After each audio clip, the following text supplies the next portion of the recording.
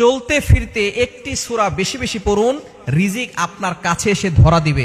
রিজিকের জন্য আপনাকে ছুটতে হবে না। অনেকেই আছেন অভাবের ভিতরে পড়ে গেছেন, অনেকে কষ্টের ভিতরে পড়ে গেছেন।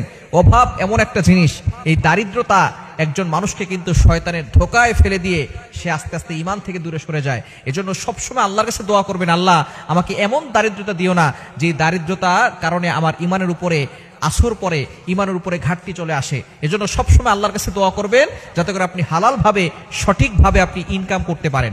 এজন্য আপনার রিজিকের পিছনে ছুটতে হবে না যদি আপনি একটি সূরা বেশি বেশি পড়েন।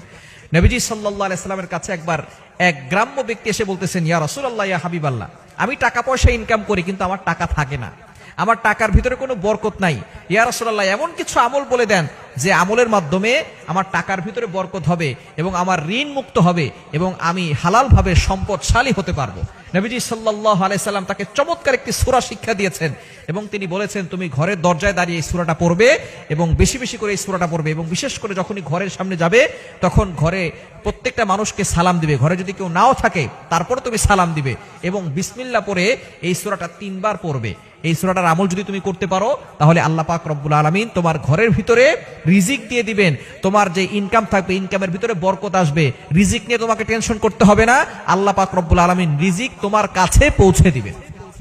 সূরাটা হচ্ছে সূরা ইখলাস। এই সূরা ইখলাস আমরা সকলে জানি না? কুল হুয়াল্লাহু আহাদ আল্লাহুস সামাদ লাম ইয়ালিদ ওয়া লাম ইউলাদ ওয়া লাম ইয়াকুল লাহু কুফুয়ান আহাদ। এই সাহাবী কিছুদিন আমল করলেন, তিনি যেখানেই যান সেখানে সূরা ফাতিহা, সূরা ইখলাস পড়া শুরু করেছেন এবং ঘরের দরজায় দাঁড়িয়ে যখনই তিনি ঘরে যান বিসমিল্লাহ পড়ে সূরা ইখলাস 3 বার পড়েন।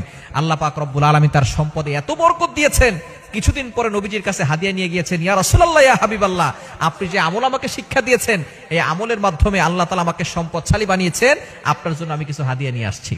সুতরাং আপনি যদি ইয়াকিনের সাথে, বিশ্বাসের সাথে আমল করতে পারেন অবশ্যই আপনি উপকৃত হতে পারবেন। সূরা ইখলাসের অনেক ফজিলত রয়েছে, আমরা হাদিসের ভিতরে অনেকেই এইটা জানি, কমন হাদিস, যে ব্যক্তি সূরা ইখলাস একবার পড়বে 10 পারা কোরআন শরীফ পড়ার সওয়াব তার আমলনামায় চলে যাবে। 3 বার পড়লে এই কোরআন শরীফ এক খতম করলে যে সওয়াব হয় সেই সওয়াব তার আমলনামায় চলে যাবে। সুতরাং সূরা ইখলাসের অনেক ফজিলত রয়েছে এবং ওমর রাদিয়াল্লাহু আনহু জানিয়েছেন, নবী সাল্লাল্লাহু আলাইহি ওয়াসাল্লাম বলে দিয়েছেন, যে ব্যক্তি 10 বার সূরা ইখলাস পড়বে আল্লাহ তাআলা তার জন্য জান্নাতে একটা প্রাসাদ নির্মাণ করে দিবেন। যদি কেউ 20 বার পড়ে 2টা প্রাসাদ, 30 বার পড়লে 3টা প্রাসাদ আল্লাহ তাআলা তার জন্য জান্নাতে রেডি করে রাখবেন। এজন্য সূরা ইখলাস যত বেশি পারবেন তত বেশি পড়বেন। দুনিয়াতেও আপনি সম্পদশালী হবেন, টাকার জন্য কারো কাছে হাত পাততে হবে না, একটা কাঁচামরিচের জন্য কারো কাছে হাত পাততে হবে না। আল্লাহ তাআলা আপনার রিজিকের ব্যবস্থা করে দিবেন।